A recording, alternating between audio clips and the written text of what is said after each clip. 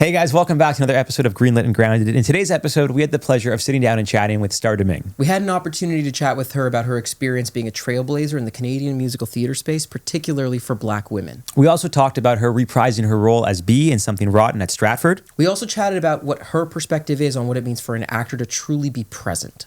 If you guys enjoyed the episode, make sure to share it with some friends, give it a like, and of course, subscribe if you haven't already. On that note, though, we want to thank you guys. We hit over 100 subscribers now. By the time this comes out, who knows, maybe 500, 1,000, probably not coming out in like 2 days. But we appreciate all your support, guys. Thank you. And happy holidays. Starr Domingue, thank you for coming back after some technical difficulties. You're welcome. I think Really we appreciate your time. I think we did have to clarify. Yeah, we did. We recorded an episode with Starr about a month ago. Yeah. And but it's okay because Starr doesn't remember anything that we talked about, so this will be a fresh slate for her as well. Friends. Yeah. It's been a long month. There's a lot that's happened. Yeah. And what I remember is having a good time with these, with this one person. There you go. What are you saying fuck me for? Hold on, but just to jump right in, you just before we started rolling, you were saying a story about good side, bad side regarding your face because we said you looked very symmetrical. Yes. But someone said something about your hair. Go off. So I met with these agents or whatever. I had an agent or whatever. And one of them pulled me aside one day and they were like, Starr, you are so beautiful. And I said, sure they thank said you. just like that. I'm sure they did. Starr. Because hear me out. Like, Starr, you are so beautiful. It's like, thank you. And they're like, your hair. And I was like, mm-hmm. My They're hair? like, I have some other actors on my roster. And they, it's so curly and beautiful. But I found, and then I just said, you found that if I straighten my hair that I would book more because my hair is curly naturally. I mean, I didn't want to say that, but I feel like I'm in the room. I feel like this is a good oh yeah, reenactment. it was like very. Is that actually how they approached it? They were like, they literally because they were like, how do I say this without saying it? yeah. How do I say this without sounding racist and or prejudice? But I understand the industry. Or, you know what I mean? And so I know, like, I have this other client, and, as soon as I told them to straighten their hair, they started to book more. I was like, okay. And so for a little while, I had straight hair a lot. Mm-hmm. We have since come past that. Not all the way past that, unfortunately, but I just had a conversation with my current agent and was like, can everybody just get on board with the fact that you can put me in a wig? And so that way I don't have to do my hair every single time I have an audition. Mm-hmm. Because right now I'm feeling very much like I want a bun. And and I think I look very nice with a bun. And so I've been doing that. But I had to ask my agents if it was okay because of my experience with another agent. Right. Another thing they said to me once, and my mother was vexed. A different Is that like a Toronto thing? Vexed? I feel like Vex is like a West Indian thing. So yes, because Toronto's largely because I knew what that meant, but I'm like cultured swan. No, I knew what that meant, but I'm like, I don't know if the general audience, like Americans, would know what that is. I don't know. They might not know. Also, you said vexed with an ED, which I really appreciate, but we wouldn't say that. We would just the West Indians, the Trinidadians in this house here, we would say vex with no ED in the end. Well, I have ED, so. What is happening? This might be greenlit, but there is nothing grounded about this right now. For the record, I don't have ED, but let's go on now, please. So along. Over the course of your career, whether it's from when you start, because you went to Sheridan College, right? I did go to Sheridan College. So whether it's your time in Sheridan College or other training you've done in your illustrious career, what's something that it's true. What's something that you were told or taught early on that you really adopted because you thought that was the right thing to do, or you were trying to make a grade that you then realized wasn't true and you had to work really hard to shed that, whether it was about the industry, the craft, the career, anything like that? I think that's a great question, PS, because I loved my time at Sheridan. My time at Sheridan was actually beloved. There were a number of things. We're going to get into it. Yeah. There were a number of things that we were told at that time, and it was a very specific time. Things are changing and have changed, not necessarily for the better in every aspect. Mm-hmm. And let's just call a spade because I can. Get it? I am a Black woman. And so... Wait, whoa, I know, what? guys. Hold on a second. No one Guys. told me. Guys, it's going to be okay. It's going to be... I'm just like you. Did she say I'm just like Jew? I feel like she said just like Jew. And pointed right at You did. I really did. I feel really isolated right now. I'm right here, dude. We're in the same couch. Yeah, but the Jewish couch. Yeah. Are you a Jew as well? Why'd you say it like that? Why'd you say it like that? Yeah, we're gonna ruin your career. All right, let's get back on track. Thank you. Yes, thank you. Let's get back on track. Thanks, Rob. But the only reason why is because I am, yes. Oh, see? Why? Oh, okay. Anyways, No, let's. well, I just didn't know. Tell your story. Oh, sorry, guys. Yeah, we're just having too much fun. Go ahead. We are. So yeah, I loved my time at Sheridan, and things are changing. But as a Black woman, I got told things that I don't think that every single person got told. Well, what's an example of that? So I'm going to say the major example of, not that I was told per se. I mean, there was again many different things happened during that time. For example, there was a class called Act Pacing that I loved. Act pacing. Act Pacing. It no longer exists because the person who created this particular course no longer teaches at Sheridan. Got it. And I couldn't tell you how any of us got our grades because it was just in his brain. So what's the class? So in this class, oh, that's a lie. It wasn't act pacing. It was called delivery. Sorry, he taught both the classes. Okay.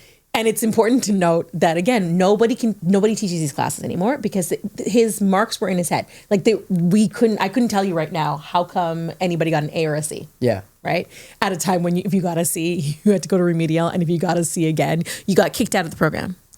Anyways, so it was called delivery, and it's one of my favorite classes. And in that class, the teacher would have all the women come to class in a ball gown. Not a ball gown, but like a gown, some sort of like floor length situation, red lips and red nails. The men had to dress up, whatever that meant for them, but not like women were very specific. And then you had to deliver a song. So he would give the whole class a song. Okay. And so let's say it was That Old Black Magic. And you had to like learn the song. You were going to learn how to deliver the song. So for example, you would start singing to one person, like, that old black magic has me in its spell. That old black magic that you weave so well. Those eyes, like you're trying to deliver the song so that you understand. Like connecting with the audience. With the members, audience, as yeah. opposed to like, that old black magic has me. It's very, you know what I mean? It's intentional. It's very intentional. And like when you might walk and why you might ever retreat, which you wouldn't do. But like things like that. Anyways, the teacher would turn a garbage box pail upside down and beat the rhythm out for you. And you, at the time, I'm not trying to date myself or anything, but there was like a stick and it was tied by a rope to a table. And you had to like use it to walk around and deliver the song, right? Oh. Like cabaret style. Absolutely almost. that. Okay, yeah. Like how to deliver a concert, like how you're going to like sing a song to an audience. So anyways, in this class, he would beat it out. So he'd be like, that old black magic has me in its spell. And then sometimes he'd be like, Not quite my tempo, but yeah. you're like, oh, that old black magic. Like he would just change. It was comical. Like again, but he was like, women, you need to have red lipstick, red nails. Okay. You need to wear a gown. I'm saying gown, but I just mean you have to dress up for all your auditions. Right. You don't need red nails or red lips to go to an audition. You don't need a gown. Like those are things that you like learn. Right. You know what I mean? So there are things like that I learned at Sheridan, but more specifically for Starr, Yes. is I wasn't specifically told that I needed to be exactly like the person before me, but it was very evident in the industry that I needed to adopt whatever it was for me to book. So like if I was doing like a role that somebody else had done before me, I had to mimic what they did in some kind of a way. I think that's true a lot though in the theater world, specifically when you have productions that are like based off the whatever award-winning Broadway production. Like Yes. if something was originated on Broadway and it won awards and people really resonate with it, when that touring production goes outside of New York or comes to Toronto, a lot of the time they're not looking for the artist's interpretation of it. They're looking basically for a recreation of what that award-winning actor did that sold. Yes, in theory. So yes, the point of what you're just saying is true. Like we want the same intention. We want the same blocking. Yeah. What I'm talking about is I want you to be her. Oh, gotcha. I want you to sound like her. Yeah. I want you to have the same inflections as her. And that was something that I had to relearn. Yeah. And something that I now teach is that the most important thing you can bring to any role, any room, any audition, any relationship is yourself. And so that's what you think has That's a has huge shifted. shift for me. Yeah. I think it's the most important thing. And even though I think I definitely was booking on my personality and my choices, Yeah. I was very aware that I needed to be just like the person before me for almost every audition I did. Right. Until maybe, I don't know, 12, 15, no, for like the first 12 years. So you don't think there's still an element of truth now in, December of 2025?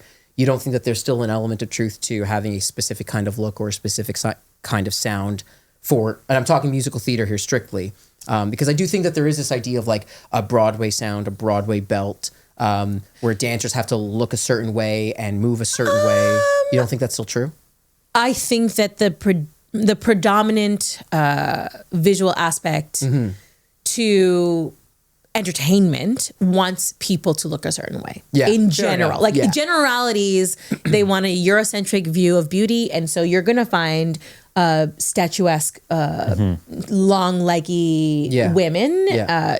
Only certain people can play an ingenue and all that stuff still stands. Yeah.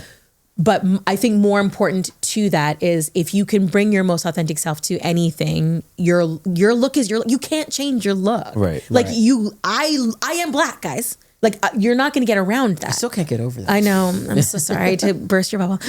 Also burst your bubble. Yeah, right? Girl. But like, I understand how the industry works. And until you yourself are making your own thing, you have to fit the puzzle, whatever that puzzle is.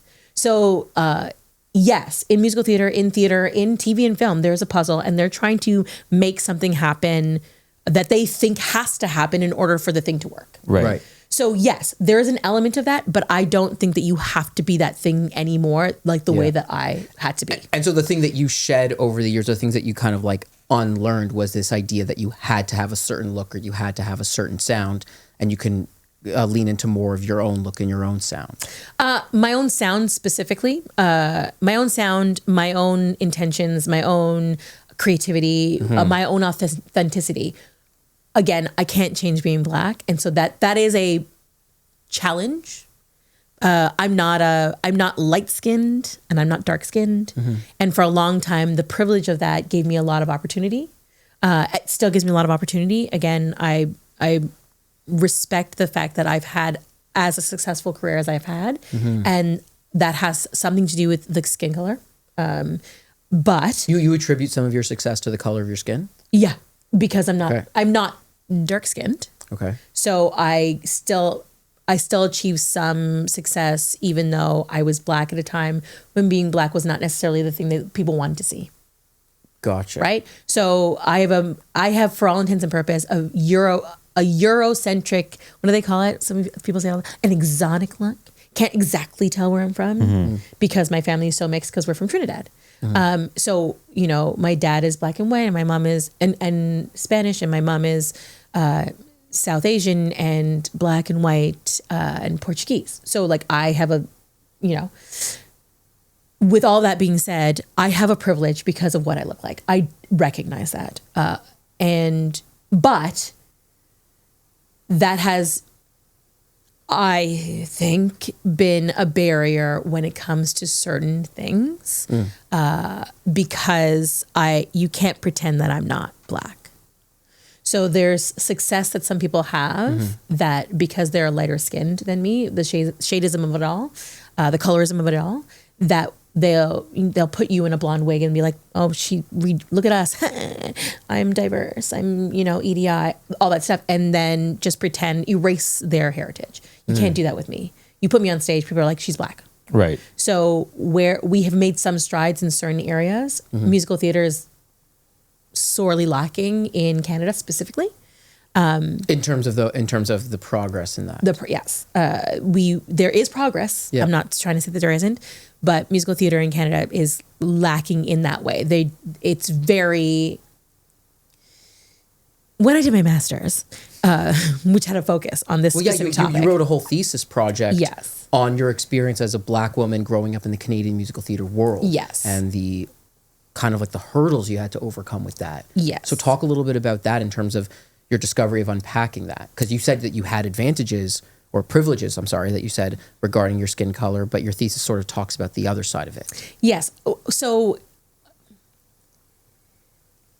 in entertainment, what people are used to seeing and what people are buying for the most part is what I call the plight story, the Black plight story. So I've played a lot of tertiary characters, a lot of slaves, a lot of maids, a lot of, Impoverished. Yes, impoverished. struggling. There's a place for me in that way. When you put me in the ensemble, largely for the most part of my career, if it was not a show specific to my race, Right. I would be, one Black person in the show. Right. Right. And it would be noticeable that you would be the only Black person in the room. Yes. And again, I don't want to say, I try not to speak in generalities when I say things like only, which is very finite, but for the most part, Sure. you're only going to see one person of color in a cast for a long time in my career. Yeah. That shifted and is shifting. But what I am trying to fight against is the fact that just because I'm Black doesn't mean I can't play other roles. Yeah. And so I've done a lot of shows where I was in a Black show. I know a couple of actors actually that are like, I've never done an all Black show. The majority of my career has been an all Black show situation because of my skin color. But it is light enough to be palatable for a white audience, right? So you get to put me in the and I don't want to take away from my talent, and my skill. I'm being blessed and gifted, but I'm just talking about the optics and what I've experienced. So what I found out in my master's is that in canonical musicals, so in musicals that have already been done on Broadway, for example, that do not have a person of color as the lead actor in it. Give some examples.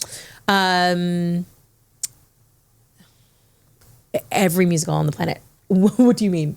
Well, Like specific shows? Like specific shows. Like would Cabaret be a good example of that? Yes, but okay. So I maintain that Cabaret is a hard one as a Sound of Music. I was gonna bring that for up, me yeah. to be Maria. Why is that? Or for me to be Sally Bowles, because that has a very specific racial component. Right. So do I think that like a historical racial component. correct, but Got a it. historical racial component with very specific realities. Yeah. And what I mean by that is, if you were to take a Sound of Music and or a Cabaret and put people of color in it, I think you need to remove it from actually being Nazi Germany. Right. From my perspective, I don't know how in a show like specifically Cabaret, how the Sally Bowles would not get caught immediately. Yeah.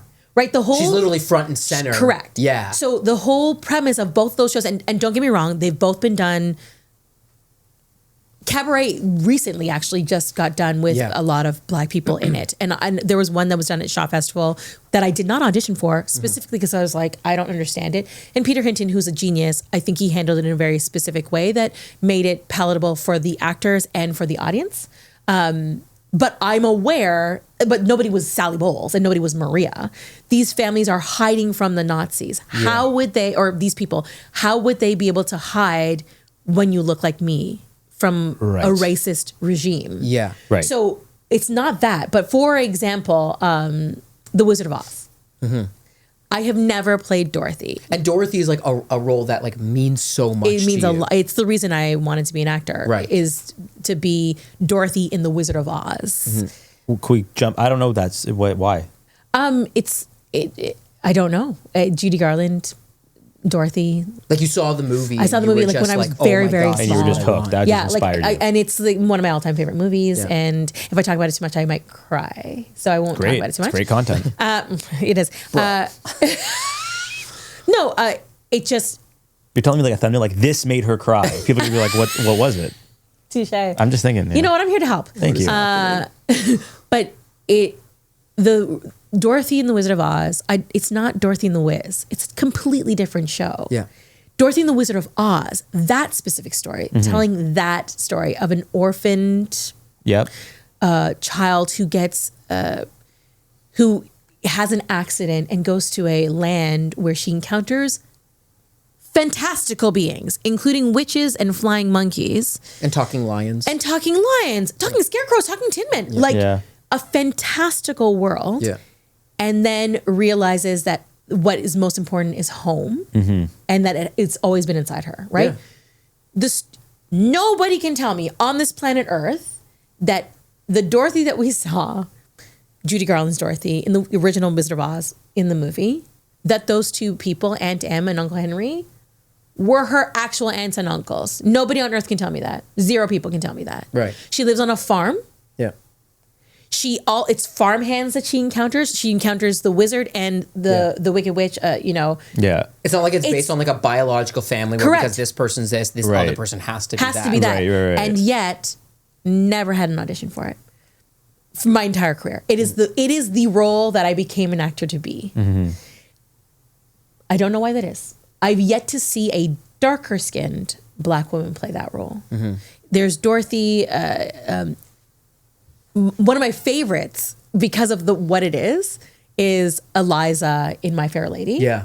When Peter Hinton did that, again, he's a visionary. When he did Pygmalion at the Shaw Festival, it was the first time ever, 100 years later, that a person of color played the role of Eliza. The kind of flack, the kind of pushback that this man got. Really? And are we all trying to say that the most impoverished people in England aren't the people of color? Wait, so the pushback that he got was saying that Eliza can't be Black? Correct. But- historically can't be Black? Correct. But from who? Who was giving it? Was it like to the general public? Was it the audience. theater community? Yes. Who specifically? People. The theater community is much more, well, I don't know. I only know the people that I know. Yeah, Those yeah, people yeah. are accepting. Yeah. But everybody, the board members. Audience members, critics. Oh my God. The things that I've heard people say in audiences when they didn't realize that I was an actor. But it sounds like you're suggesting that I don't want to say that you're saying it's okay, but that there are certain elements of saying, oh, maybe someone of a particular skin color shouldn't play this role because historically, contextually, it wouldn't make sense. Using Sally Bowles as an example. Yes. But there's other, Okay. what you open up the world. So the Pygmalion, it's been 100 years. They put a person of color, Harvey Sandu. She was brilliant and beautiful in the role. Everybody said so. It's not that a person of color should play the role. Right. What I'm saying is there's an opportunity there. Yeah, of course. The show's been done for 100 years. Yeah. There's an opportunity there to show a different side, Totally. some more creativity, a different voice. And it still makes sense. And it doesn't take still makes anything away sense. from Well, the show. I think it's important to say, like to your point, the Sound of Music. Again, it makes sense because of what you're saying. It's like a historical time, all that. But like, we're talking about a show where you have a human being pretending to be a lion. Yeah. That what are we talks. talking about? We're really going to get like nitpicky about So there's no the logic hue of there. something. To me, there's no logic. In the arts, it is all pretend, yes. But like, for example, like in Inglourious Bastards, if Christoph Waltz wasn't a white guy and he was a general, a part of the SS, like it wouldn't make sense. Right. Even though that whole movie wasn't But- an accurate depiction of the time. But you get what I'm saying I is like do. historically, there are certain things that need to be aligned. But in the case of The Wizard of Oz, when you have a scarecrow Yeah. Like, what are we talking about? that Flying doesn't have monkeys. a brain that Yeah. still talks. It's just really, I find it really fascinating because there's a lot of conversations right now surrounding gender neutral roles or roles that either gender can play or any gender can play. Or, in plays, for example, lots of Black people are, switching over and white people like that is like a regular thing. But in musical theater in Canada, we don't do it. And when I think, again, I would have to go back and look at my notes for right now. But last year when I played Bee in Something Rotten at the Stratford Festival, I was the very first darker skinned Black woman to play a female lead on the festival stage in its existence. Yeah, which is insane. In a canonical musical. Yeah. And I was the fourth darker skinned Black woman that I could find that had played a lead in a musical in Canada. Now, there's not very much research done on musical theater in general, so there's going to be not very much. Like there research. might be holes, there might have like in research and stuff. You know, but like there's not very much research on that. So therefore, there's not very much research on people of color within musical theater. Like it would stand to reason. But in my research and in my time as an actor, your own experience, 4 women I could find. That's crazy. Yeah. Like to me, that's crazy. And the pushback that I generally get is that, well, you know, look at this actor. You know, I've got a couple of amazing friends that have starred in musicals that are not this dark. Mm-hmm. Which is I'm not having the same experience as them. Right. Is the point. And people think that I am. Because I've had such success in my career, but I'm not having that. I'm not getting to do the things that I actually got into this business to do. And so, sorry, you wanted to ask me a question? Yeah, well, you said 4 women. Is it different for men? Yes, it is. Yeah, I want to talk about that. So it's specifically darker skinned women that aren't getting these opportunities, but men are getting not as much, but more than. Why do you, from your perspective, why do you think there's a difference there? I mean, your thesis on this, it seems very educated on this, so I'd love to talk about it. I'm educated on Black women in musical theater specifically. Okay. I have not done very much research on Black men. Okay. What I do know is that the plight story is something that people want to see. Mm-hmm. But even when, I believe it was Darren Herbert in The Music Man at Stratford. Yeah. He got so much pushback. He played the Music Man, and he's a darker skinned Black man. He got pushback as well. And just to clarify, when you say pushback, give me an example of something that people are saying to push back on it. Oh, like writing in and complaining, or like a patron would write in and say, "Hey, saw the recent production of Music Man," or won't see it. Or I won't see the production because of Music Man this. because they're Black. This doesn't make sense. And it will say it doesn't make sense that they would be Black. Yeah. Or like you might be doing a talkback. So a talkback, like for those that don't know. Yes, for those that don't know, a talkback is when you do the show and then like a Q&A. A Q&A, and the audience comes to watch or some audience members come to watch, and you'll just get asked questions like that. Just like, do you really think it makes sense for you to be you're like, do you ever just go, well, why doesn't it? I have not, but I definitely do know actors that have done that. Because I feel like a lot of people who would even ask that question, in that moment when it was put back on them, wouldn't really have an answer. They would realize their answer was just, well, the image I have in my head is like of a Judy Garland, and I don't really have a real reason as to why it can't. Unfortunately, if you're asking that question, honestly, in a room full of people, you don't have that thought. You don't actually go, wait a second. Like in the moment. Because in that moment, it's jarring. You're so like, what the fuck? Oh, like, yeah. No, I mean like the person asking. Oh. In their head, they're not thinking, I have this image in my head. Yes, blah, blah, blah, because in order for you to ask a question like that, bigoted, racist, prejudice question like that, you actively have the ignorance to back that up. Right? And I use that word very specifically. You have the ignorance to think that you know better. Yeah. When I did Something Rotten, we had a cultural representative. Well, that's not true. I can't remember what the name is. A cultural EDI person. She was a Black woman, and we discussed at length why it would be possible for me, a Black woman, to be married to a white man in England in the 1900s, right? 1800s? 1800s. I think 1800s. I think it's 1800s too. Yeah. Anyways, but if you had if you know anything, if you would actually look back at that time, it was very, very common. Yes. Yeah.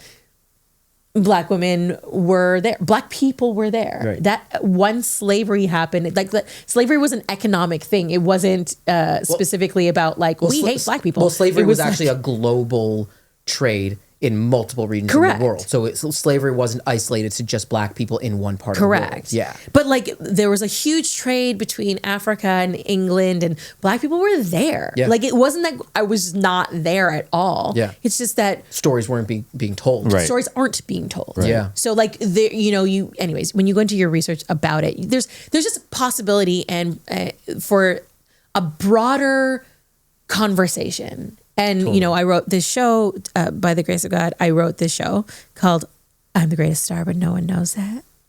It's a play on words because that's a song from Funny Girl. Get on board. And You tell him, Starr. Drag him. right? But like in the show, I talk about the fact that, you know, wouldn't it be cool? Because that's the whole thing is, do I think that I should play every part? No.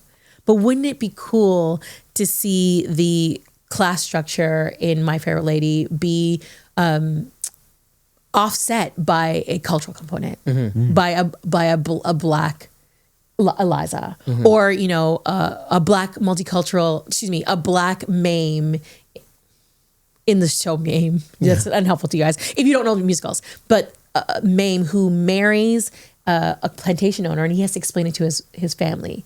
Wouldn't that be an interesting thing? Well, yeah. Or a multicultural Galinda in the in Wicked. Wow, guys, I'm struggle. Yeah.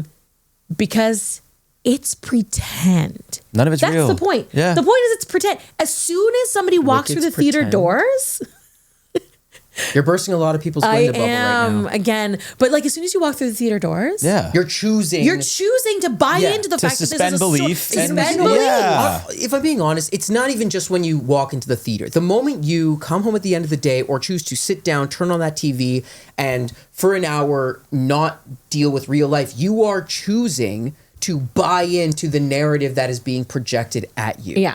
And so I understand from certain historical, like I think we don't have to get into it now, but I think there's an interesting conversation around what you were talking about with something like a show, like the show Hamilton, where you have these like historical contextual figures, but told from a different perspective.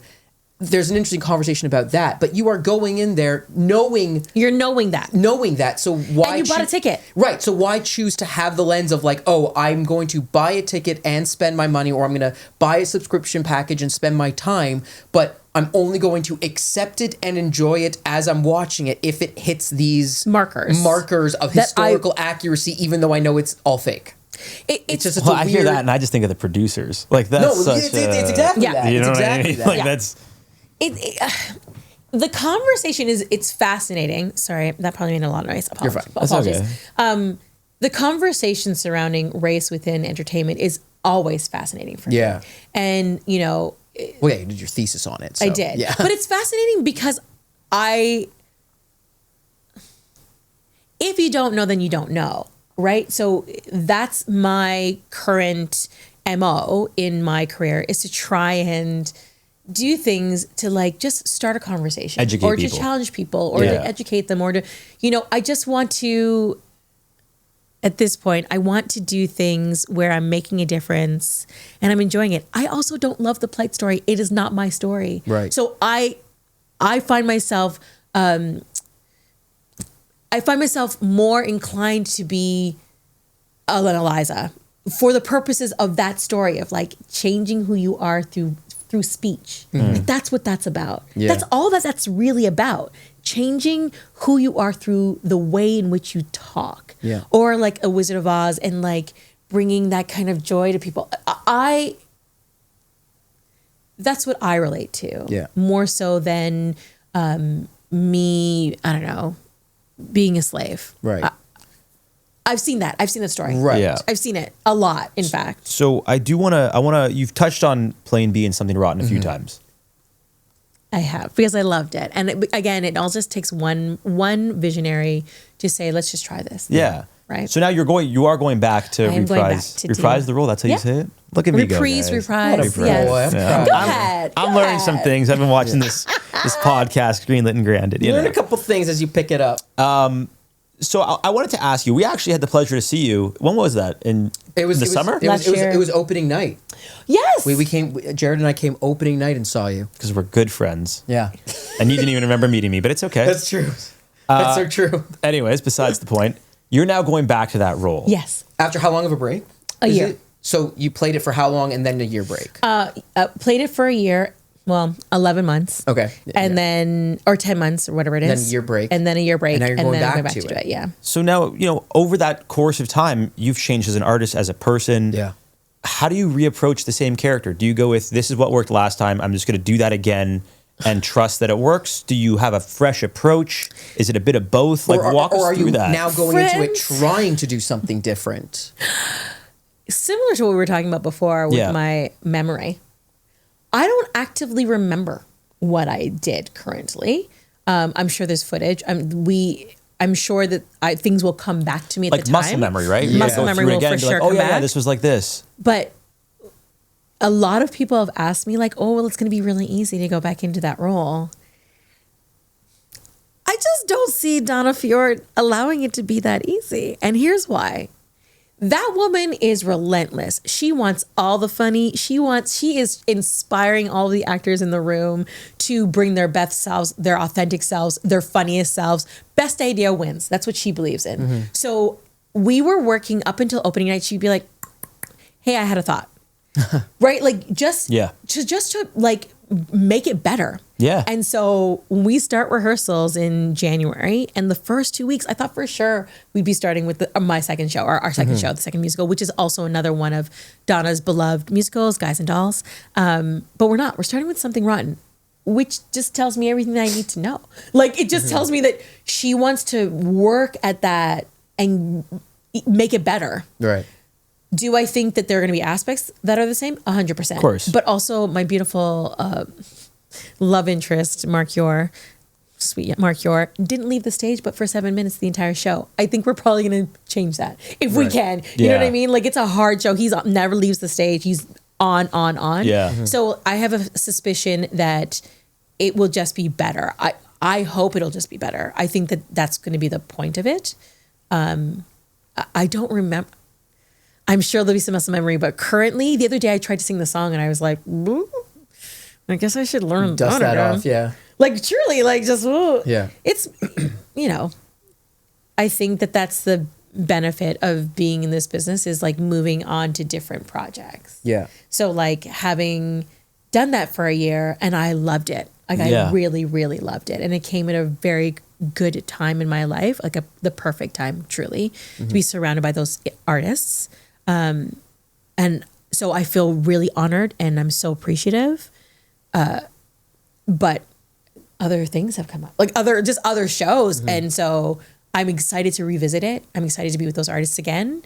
That's my hope. My hope is that it just gets better, guys. And when you're doing a musical, I mean, you have however long you have for rehearsal. Sometimes it's a couple of weeks, sometimes it's months, whatever the case is. And you kind of get to a point, and I'm sure Donna Fjord. Okay, so Beast. Donna Fjord does not sound like the kind of director that I'm about to suggest. But a lot of times you can rehearse something and try to get it to a point where everyone knows what's happening and you quote unquote lock it in. Yes. And so when you get to a place of locking it in and now you're out of rehearsals and you're doing those shows, 5 to 8 times a week for an extended period of time, how do you stay creatively engaged with that? Because sure, there is an element to the live theater where sure, it can be a little different each night, and that's what makes it exciting. But there are marks you have to hit. There are moments that you can't change that because you're now interacting with the moving scenery or the dancers or the band, that like you have to stay in that pacing and rhythm. So how do you handle that? It's so funny that you said lock it in. So like choreography gets locked in. Of course. Blocking gets locked in for the most part. Yeah. For the most part. That like has to be. Yeah. If there are songs specifically and or lighting cues, like that's locked in. Yeah. Within the locking in of it, the hope is that you are present. Because as you say, anything can happen. Also the audience, which is the fourth character in a show, that has a huge effect on what you're doing in the show. Like the energy that the audience is giving you. Well, the energy, sometimes the sound of the audience. Yeah, but like the vibe, whether The it's whole people are vibe, making sounds, or you can see when you're on stage, sometimes you can only see like the people in like the front row right in front of you. If you see someone's out of the corner of your eye, their face like lights up, or you see them shift in their seat, it does send a signal to you on stage 100%. in a certain way. So like for me, somehow I don't get bored. I just don't. I don't know why that is, but I don't get bored. So I spend a lot of time enjoying myself when I'm doing the thing that I'm doing. and just hopefully listening to the other actors on stage. And that might trip you into a different headspace. Right. Again, with something rotten specifically, I believe all of the lead actors are coming back. All the lead's not the right word. Main cast? All the main casts are coming back. So each one might bring something different every night. Wait, why do you say lead cast is the wrong way to say that? Because I think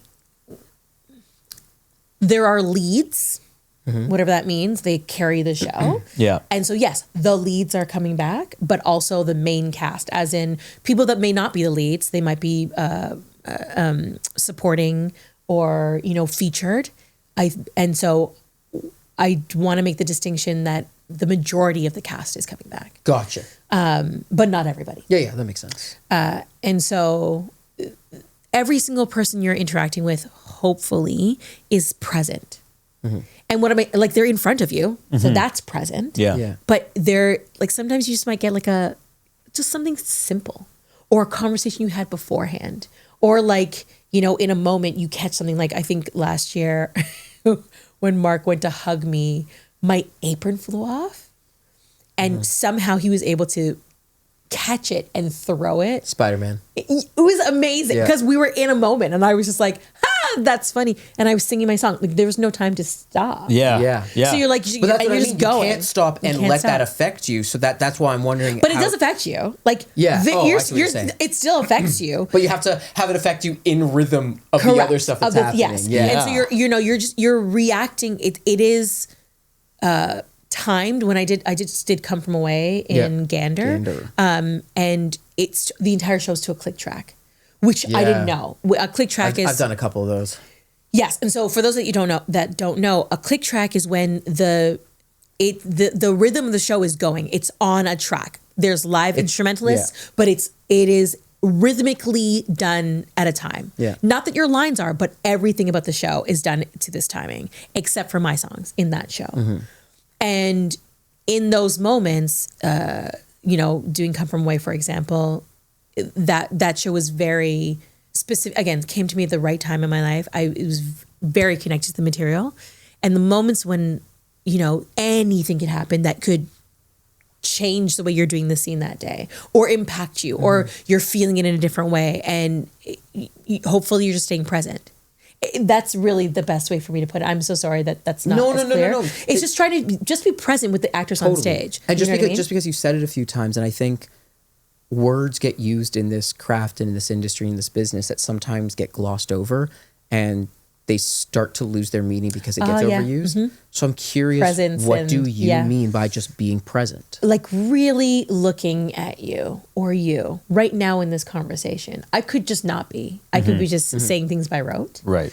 But really looking, or like noticing, that you stopped shaking your leg for that second, right? It's just a small thing. Or like even... And you have to consciously, you're saying being present is consciously being, oh, look, he just stopped shaking his leg? 100%. Thank you. So like, for example, just now, you were having a small conversation with somebody behind the camera, but only with your eyes. And I was telling a story. I could tell, and you it made started me laughing. laugh. And I've been trying to get Robert's attention for a while. I texted him, and he still hasn't checked his phone. I'm busy working. My bad. He is So I working. appreciate that. Putting No, it to work. because I was trying to listen to you, and I was like trying to get his attention. And I was like, is the camera on me right now? I hope not. I hope it's because you're talking. So I'm like, it should be on you. Maybe I get his attention. And then I saw you like smile at me, and I was like, fuck, she's booking me, not paying attention to her right now.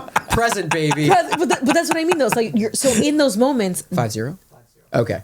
Sorry. You're good. Keep going. No, don't worry. I'll talk for life. I didn't know what time we started, so I just wanted an idea of time for I questions and all apologize that. for You're doing everybody. great. You don't know an apology for Robert's anything fault. ever. Yeah, Robert. There you go. That other handsome man in the room. I'll take it. Lord, today, this podcast, though, guys, they be yummy looking. I'm taken. Right. I'm not objectifying anybody. I am too. So you are. And possibly in the future. Possibly in the future is all I said. We're not going to expose them right Back now. to being present. Like that. I'm so present right now. I know. So Look at present. the cute So little present. You're blush. turning a little red right now. No, but truly, like that's what it is. Yeah. It's like really looking at somebody. So Yeah, taking them in. And you can, at any moment, anything could be happening because it's live. And I think it's important for people to unpack that, or to hear you unpack that, because not only do these words sometimes get overused and bastardized, but it is so easy, even if you're not an actor, to fall into the trap of a routine or the trap of just going through the motions to the point where you don't even remember what you did over the course of a day, over the course of a week, or over stuff. And so when we're kind of charged and tasked with telling these stories from these perspectives, in order to do that effectively, we have to be more on top, hold ourselves accountable for not being lazy in that regard. Yeah, and I think that we've become, as a society, post-pandemic specifically, I think, with the rise of technology in the way that we're using it, we've become an entire society of not paying attention. Yeah. Even when you're having a conversation with somebody like at home, they're on their phones still. Mm-hmm. They're not really. That was true before the pandemic. Let's be honest. But not in the way that it is. I think it's gotten, but I think that's because exponentially worse. We were isolated to a point where it's like you can't have that human connection. So then naturally, as Here's humans, how we learn to connect. Yeah, we do it through a device because that's the safe way when there's lockdowns. Like especially here, it was like one of the worst. I don't want to say worst, but you know what I'm trying to say. No, it was like, we were very locked down. Yeah. For a long time, that I think people specifically in Toronto, Ontario, maybe Canada, resorted to connecting over technology, and it's been hard to break that. Yeah. See, and I disagree. Okay. Here's the reason why I disagree. I think that when we there was a time when we lost our connection to entertainment. Yeah. So entertainment became a different thing. It became social media. And our attention spans got shorter and longer, which is so bizarre. But what I mean by being present, it's not that they're not being present. Like right now we're having a conversation with each other. Yeah. I have had multiple conversations with people who are on their phone. Like you're saying, like texting? Like this and texting, watching a thing. And like looking back at you and like kind of paying attention, but they're not really. They're paying attention. They're paying attention in their version of paying attention. Right. Yeah. But That's it's the new not standard. Present. Yeah. That's the new standard. That's what I mean by, the connection. Yes, we started connecting via, I have a Zoom party this evening. Is that what you do on the Zoom parties? But we got to turn that into a GIF or something. But so like, it's not that, it's the lack of presence. Yeah. People need a distraction consistently now. They're not able to just go, I'm just going to have a conversation. Yeah. And I find that really fascinating as a person who grew up before the pandemic, that I still like to talk on the phone. Yeah. I still, you know what I mean? I both know we're both phone people. I'll talk on the phone. I'll do a text. I'm not. I'm definitely a texter, but even before the pandemic, I just call don't. you all the time. I know. Am I just learning that bothers you now? It doesn't bother me. There's certain people that I'll pick up a phone for. I swear to God. And there's other people that I won't. And that's just the truth. Yeah, that's fine. I pick up the phone for you. You do. I know. He's excited. Look, okay, I'm just saying. It's my star Rob too. You too. Rob, don't worry. I pick up the phone for you. Not for me though. You don't call me. I know. That's true. And she never will. Yeah, I don't. Fuck. Well, text me. It's fine. No, but like truly, that the whole texting. Yeah. But I do love a text because it can be efficient, but I think the technological. It can't be the replacement for quality. I think so because the technological, the way in which texting and or writing. Is received. Yes. You got to be so careful. I do not send a text without 1,000 emojis. Yeah. Because Let me make sure you know the exact tone I'm saying this with. Because I'm such a sarcastic and and fun, hopefully. Like, funny. I think we learned over the course of this conversation that you're zero fun. Zero fun whatsoever. Sorry. But like, I really, so like when I'm like texting. Get with it. I don't know if I get, instead of do this, that's for you. Well, it's not a stage punch; it's a film punch, but it's okay. What's happening? But like I think that there's such a disconnect when you receive something. Even I got a number of emails when I was doing my master's that I was like, and I'd be like, is it possible that we have a conversation? And then I would talk to them. Yeah. And I had to tell, like, I think like the dean of admissions, like I had to be like, just in case you didn't know, I was like, well, first of all, I didn't say it like that. I said Starr. I was like, I just wanted to clarify this thing. And they're like, yeah. And I said, because the way in which that email was received. Yeah, with like a period at the end. Yeah. I was like, I just think because it was not just for me, it was like a mandate that was happening throughout Sure. the entirety of the thing, of the school. And I was like, I just wanted to, check in because somebody that doesn't have the agency that I do, that's Right. not as grown as me, Yes. might have seen that email and dropped out of school. Right. And they were like, oh, and I was like, yeah, so we just I just wanted to clarify with you so that maybe, you might consider sending out another email because I was like, follow up to clarify. But that's Yeah. also how the medium has evolved. Agreed. And I think so. On that note, I think like because you have done so much theater in your career, and you also have done a fair amount of television and film. The creation of those two things are very different. Whereas Yes. something with theater, you get a lot of rehearsal to work things out.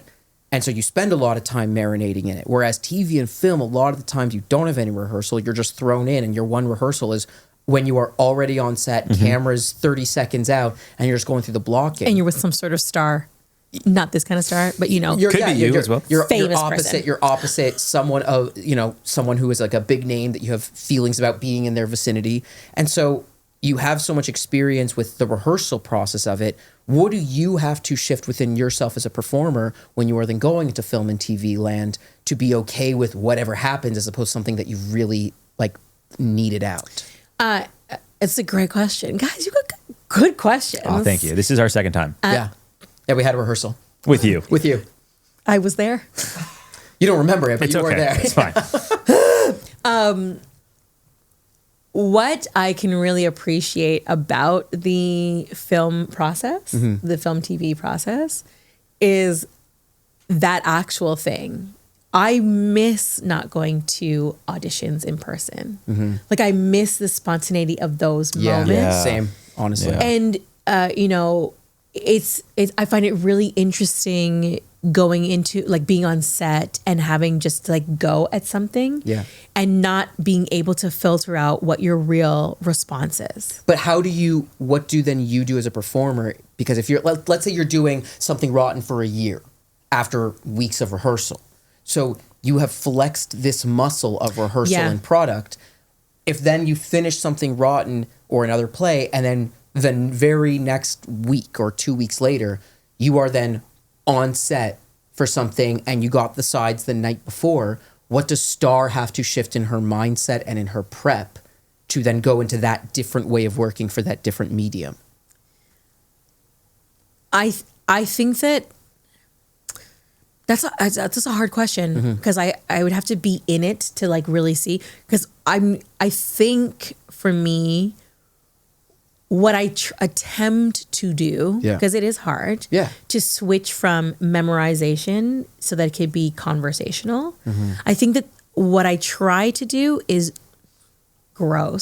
be present, like just really No, but talk to the genuinely. person who's in front of me, because It's only gross if you don't know what it means and you're just using it. I But know. we unpacked it. So oh, thank God. yeah. But like, I just have to, because at the time, I learned this really great lesson, and I want to be very clear about what I'm about to say. I think she is a beautiful actor now. I used to watch Scarlett Johansson and wonder what people were seeing. I just couldn't get it. I literally couldn't get it. I thought she was stunning, like truly one of the most beautiful women I've ever seen. Yeah. But I was just like, I don't get it. And then I saw her do Cat on a Hot Tin Roof on Broadway. Yeah. And you were like, oh. That bitch can act. And I was like, oh, I think I knew this, but I didn't know this. Right. When you're doing theater, the actor is in control once you're on stage. It is go. Yeah. And it's you on stage with the other actors, which is again why you hopefully are present with the other actors on stage. And it's just you on stage. And you as a performer watching another performer do that is showing you a skill set often, or an emotion often, or an agility. You're seeing what that person would actually do in those moments. In TV and film, not necessarily so.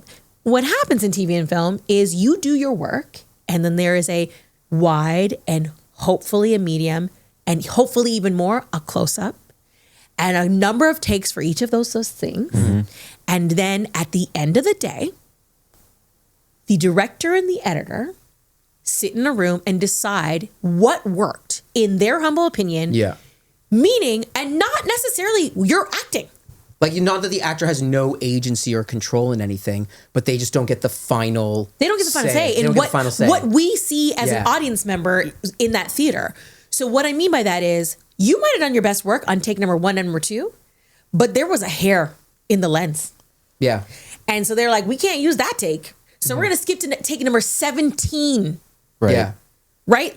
Per chance. So I think a really interesting, not really going off track, but a tidbit is American Psycho. I don't know if you guys have seen the film American Psycho. Yes. So With- Willem Dafoe. Well, it's Christian Bale Yes. plays. Thank you. But Willem Yes. Dafoe, he got a note every scene to do one take where he thinks Christian Bale's character is guilty, one where he doesn't think so, and one Amazing. where he's not sure. That's amazing. And throughout the film, they chose the different takes given that direction. Yeah. And that's why you're unsure whether he did it or not, because Willem Dafoe's performance isn't just across the board, he's guilty. Yeah. It's in one scene, he's like, for sure. And They another scene, he's crafted like, it in maybe post. not. I don't know. Yeah. So to that point of like, he didn't know how they were going to Frankenstein this thing together. Correct. It wasn't, this is what you think the whole time. It's, we're going to literally like live edit this Yeah. and have you do different takes.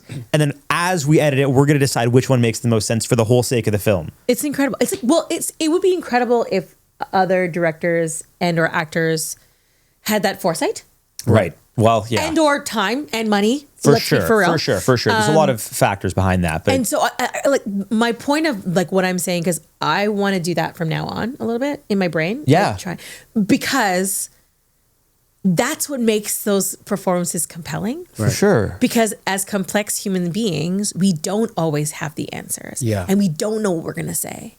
And so I think that's a thank you for that. I'm going to play with that I can't in take my credit, future. but well, you can take credit for telling Starr. yeah, I'm happy to have credit. I don't know what I'm trying to say. I'm a little flustered right now. Also the blushing. She has an effect on people. My people Yeah. are so cute. Look at all this blushing happening. Me too, guys. She called us cute. Yeah. Me too. I'm blushing. But no, because that's Yeah. Once I made that connection with the Scarlett Johansson situation, Yeah. Yeah. it really, really helped me with my career, in my opinion, Yeah. because I stopped trying really hard to do something on set. Like instead of trying really hard to Yeah. like give you something that I think that you want, The like best I'm just performance. like I don't know what they're gonna use, so Yep. I'm hopefully just showing up. That's I hope I'm just showing up. That's it. And like being, which is part of the reason why I really miss being in the room for auditions, Yeah. because I think that skill There's is a getting spontaneity there. Yeah. well, I think there's it's getting also- beaten out of us. There's also that creative back and forth of the director being like, "Oh, that was cool, but I actually want to try it like this." Can we? And it's like it's working on something together, Yeah. rather than like with a self tape. Obviously, you get a breakdown, but like I've heard sometimes these breakdowns are written by like Casting.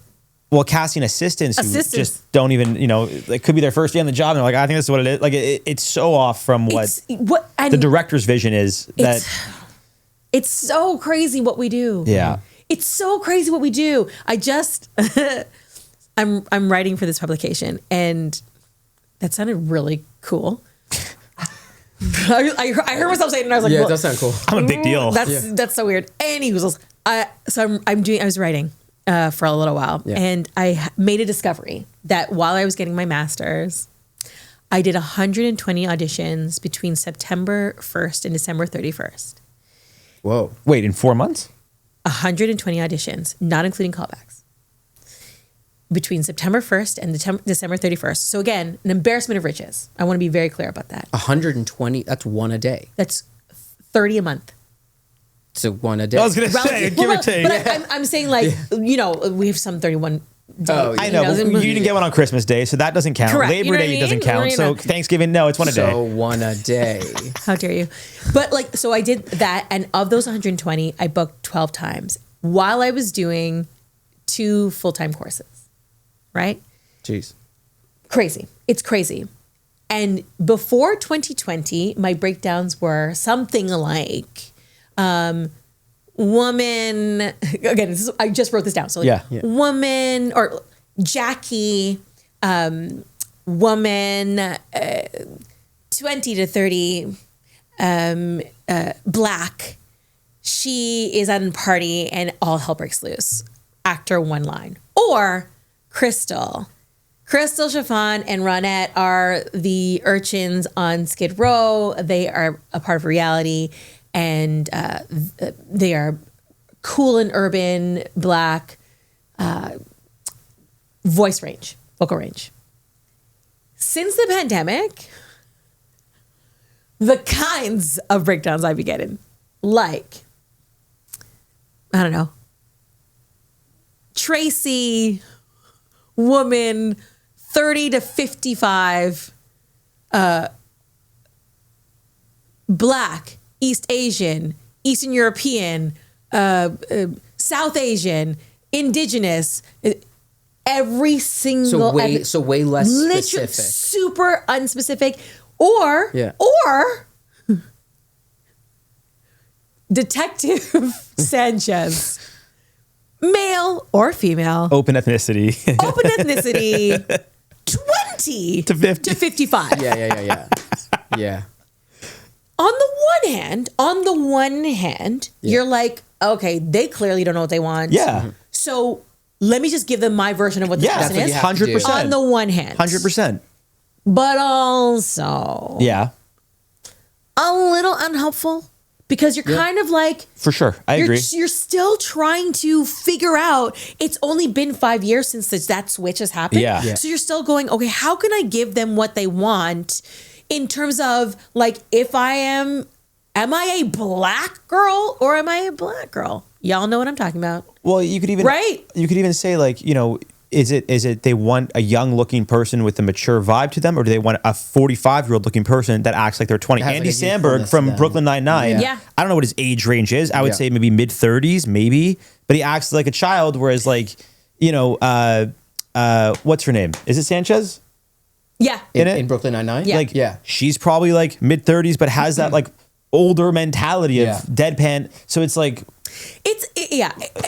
Again, on the one hand, super appreciative that they've opened the door Right, to people who open-ended, probably you decide. have never been seen before, Right. and you know, casting can now see my discovery that if casting was seeing one person per 10-minute slot, which is what it would have been before, you see 40 people a day, and now they're seeing thousands of people per role. Right. Like it's crazy. Again, the puzzle is crazy. some casting just brings in the same actors, but it's okay. But also every single person in this business has to get paid. Yeah. That's another realization that I had. Yeah. Including the casting directors who only get paid if they come under budget. Right. So you're kind of like, who do I know for a fact is going to Speaking book? of all of those like different facets, you've done a lot of work in the States and around the world, frankly, and you've also done a lot of stuff here in Canada. And I'm curious if, well, I know this is true from my perspective, but from your perspective, how is casting or actors treated or the productions that are made different in the States versus Canada? Because Canada is like, we were talking with a couple of our other guests that it's a market of, I think they called it like a service market, where it's of service to the American market. People come here to Yes, film. I see what you're saying. We get a lot of productions that come from the States, or we're doing a show here because it did well in the States. So when you spend time in the States and you're doing work there, how do things function differently there? How are actors treated differently? We're so much smaller. Excuse me. Like the industry? Canada, yes. Yeah. Canada is smaller. Yeah. And we have less population. Correct. It's like 10%. Right? So that tells you a lot in and of itself. Mm-hmm. Secondly, or thirdly, I guess, we're smaller industry and less populated. What I have found is that America is shiny and new, and Canada is tried and true. So America is like, also, look at me rhyming. Yeah. Not a big deal, guys. Just take your moment. Take It's your okay. moment. You gotta take it where you can. America really is interested in the next best thing. big thing. Right. Big Next, Right.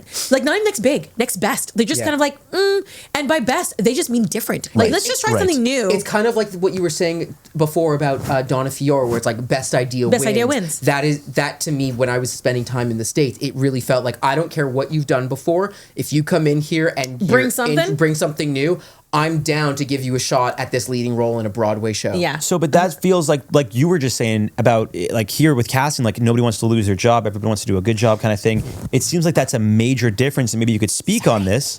Maybe it's fine. I'm talking. You're just making a lot of noise over there. It's okay.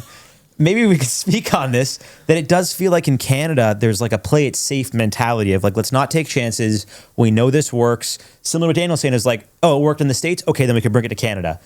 But it doesn't seem like in Canada we have that trailblazer mentality of like, no, Let's give it a shot. yeah, We let's really let's don't. be the Yeah. first to do this and show everyone What's else stopping us what from we can your do. perspective? What's stopping us Fear. from doing that?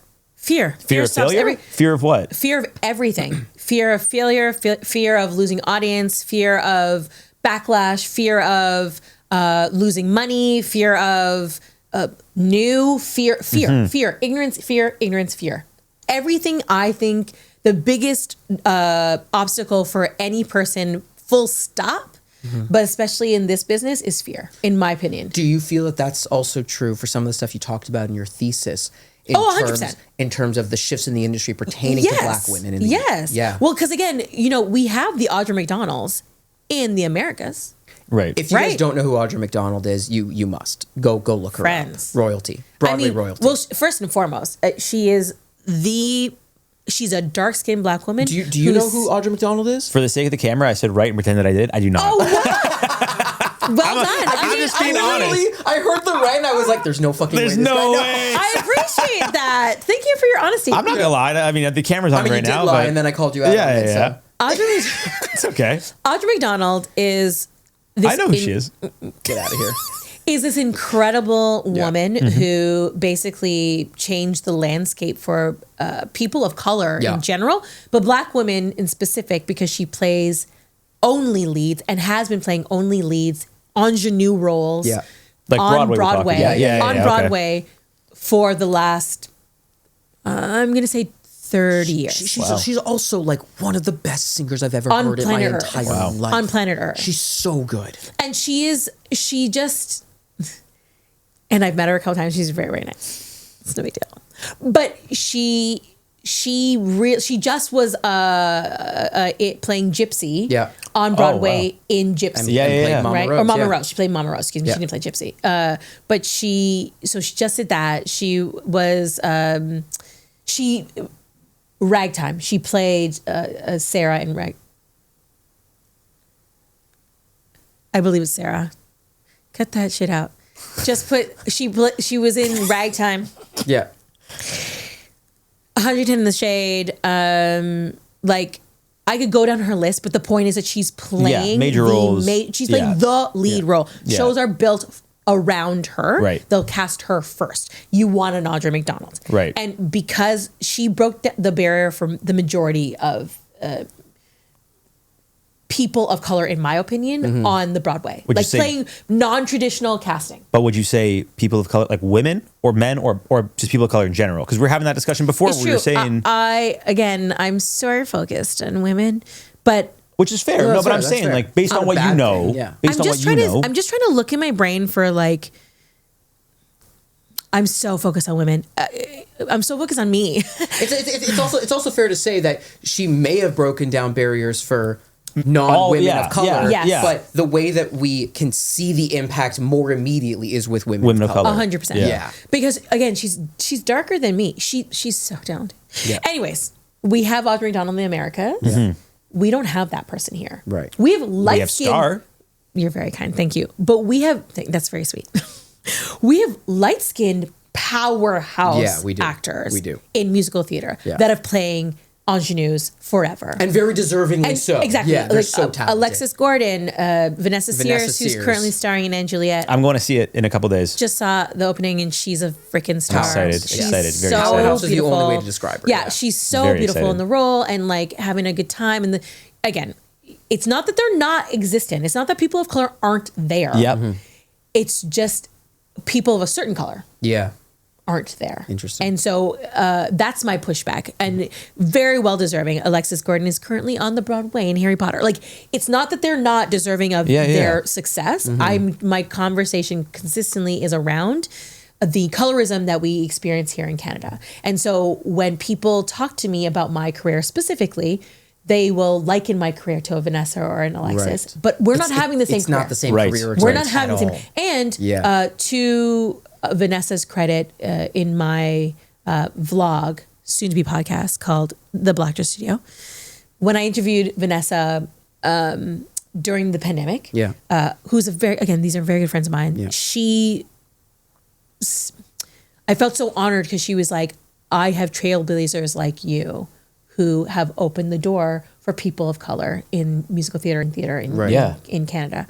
I recognize that, I have done a lot of things in this career, and, I was at the opening of Anne Juliet over the weekend and seeing my beautiful friends on stage, and I had never met the woman who plays the nurse, Angelique.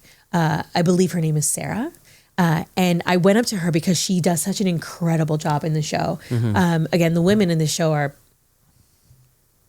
sang in their faces off, friends. Give me a break.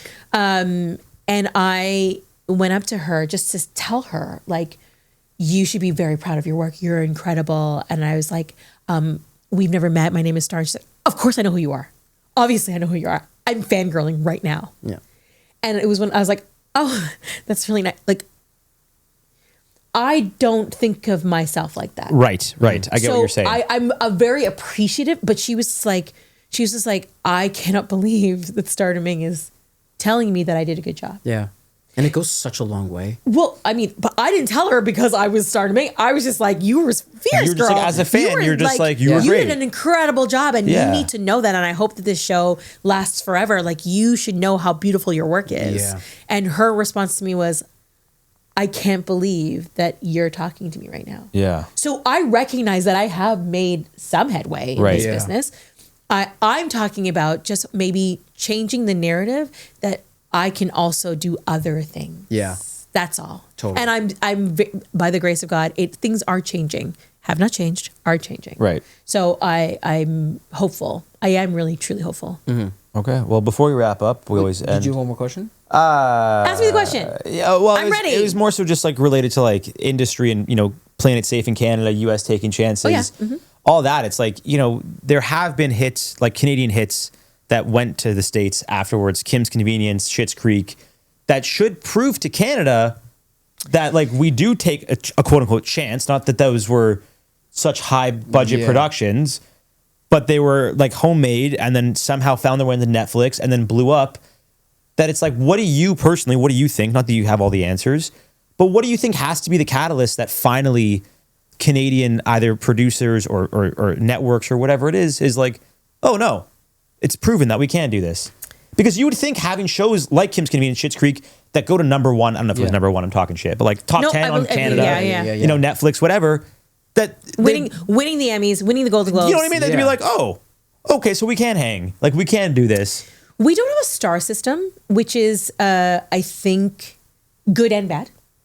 In the States, they really do. So they will put a project on a star, and that will.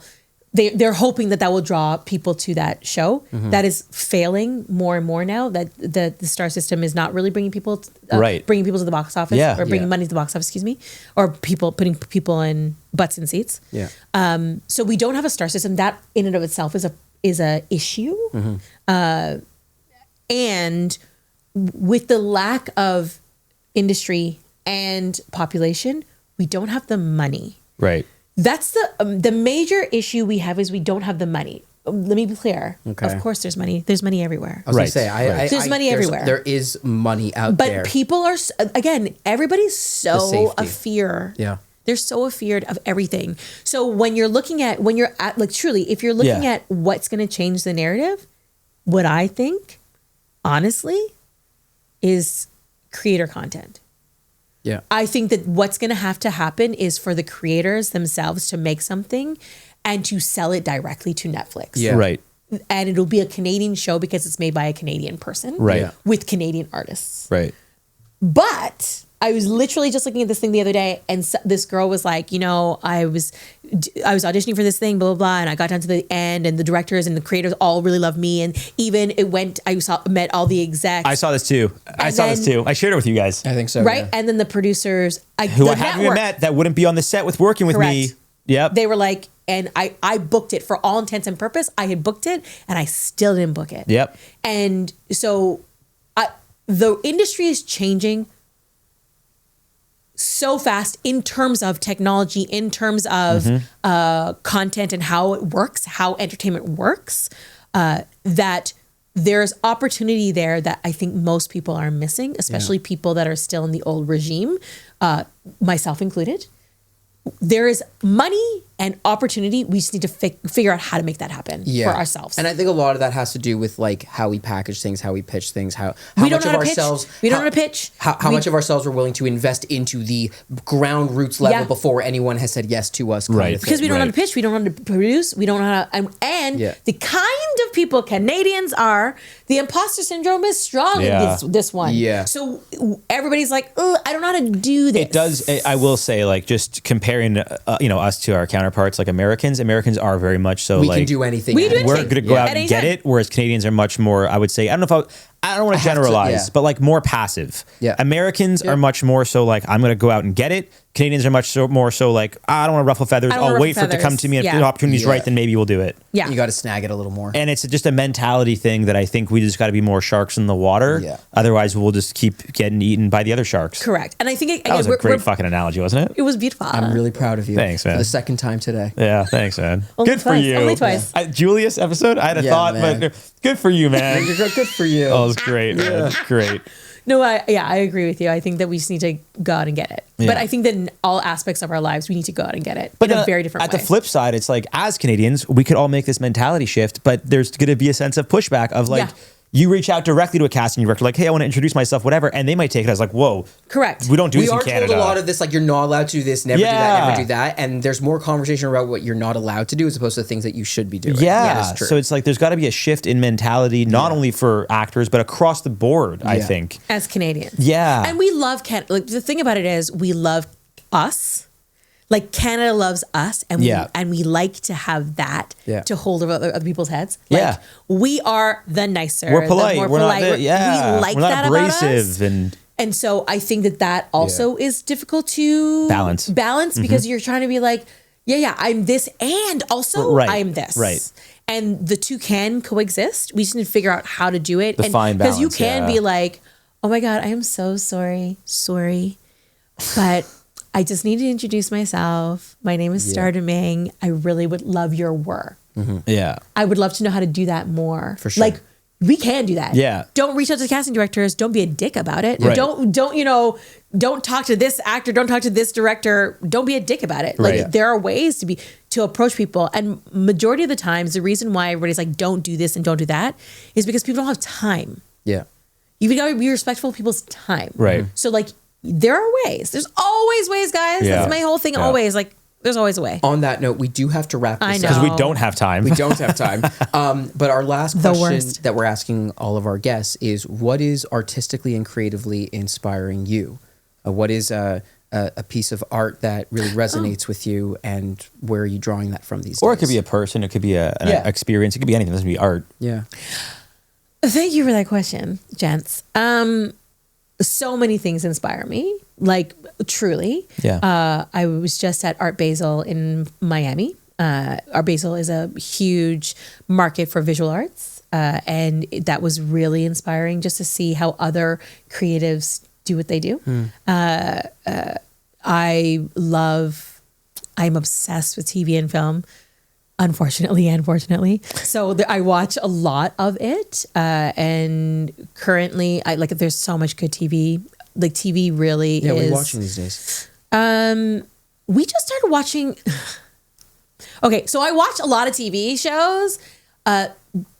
Largely, I spend a lot of time critiquing them. So I'm going to say a bunch of things with the caveat that there might be critiques happening. Sure. We just watched Mr. Mercedes, which is it's no longer on the air, but it's on Netflix, and it was really, really good. I just watched Down Cemetery Road. So good. That one's on Apple. I love The Diplomat, The Morning Show. Oh, you know what I can't get enough of? Reasonable Doubt. And I spent a lot of time watching that show, critiquing it and being mad about it. But because you critique it because you love it. Well, I critique it because there's behaviors that I'm like, why would you ever? Yeah. Like I spent a lot of How time doing could that. you? Like why would why doesn't she just say? Like I spent a lot of time doing that. Yeah. And like, anyways, I love documentaries. So I just watched Call Her Daddy. What it was called? Call Her Alex. Call Her Alex. Call Her Alex. Yeah. Sorry. So that's lots of TV that I like to watch. Great. Starr. That's awesome. I'm currently in the Christmas spirit. So I'm watching, I'm watching the most problematic Christmas movie ever, Love Actually. But I love it. I'm just watching it right now while I put on it's not great. There's many different things. We about don't it have time to unpack that in this episode. But it's so, I love it. Yeah. Okay. Like actually, you love actually. That's How dare you? And I watch, again, I mentioned all these shows, but a lot of these shows I watch because I'm very forward with my support of shows that have people of diverse backgrounds in their employ and in their leads especially. That makes, I want to make sure that I represent those, that they're representing me. I want to work. Right, so I want to make sure I support. Yeah. But those shows are very good. All the ones I just mentioned, they're very, very good. I'm also watching a lot of shows on stage because I, by the grace of God, have that time. And so I'm going to shout out, if you have time, I don't know, it might be over by the time this airs. We're dropping this on Monday. Amazing. Go see Narnia at in the Distillery, Bad Hats production. Hell yeah. That show is special. Bad Hats consistently does special work. Is that Soul Pepper? It's Soul Pepper. Excuse me. It's Bad Hats in conjunction with Soul Pepper and Musical Stage Company. Got it. And it's sort of special. Really, really special. Go see Anne Juliet again. Another Mervis production that is all Canadian friends. They've just started doing that again. And I think this is the first one in a very long time that is all Canadian. Let's go. Yeah. And they're beautiful, beautiful performances. Excited. And you know, and I'm writing, and so that's very inspirational. And I'm singing a lot right now. So just right to camera, plug whatever you want to plug. I know you got Something Rotten coming out. If you have socials you want to plug, just direct to camera. Okay. Oh, that's You don't have so to look at weird. us. Right to camera. Right down the barrel. Okay. If you want to follow me, you can find me on all the socials as Starr Domingue. That's StarrDomingue. You can also find my vlog, soon to be podcast, called The Blackter Studio, in which I interview entertainers of diverse backgrounds that make their home on the Canadian stage. And you can also see me next year, 2026, in Something Rotten. I'll be playing B, and General Cartwright in Guys and Dolls. And by the grace of God, Stratford is going to be producing my one-woman show called I'm the Greatest Starr, but No One Knows It. I'd love to see you there. Awesome. Thank you so Thank much. you so Starr. much. One last really quick question though. Yes, please. The Nightmare Before Christmas, is it a Christmas movie? What do you guys think? Never seen it. I don't like cartoons. That's crazy. I know. My boyfriend really Christmas hates movie it. or no? I've never seen it either. You guys are fucked. All right, podcast is over.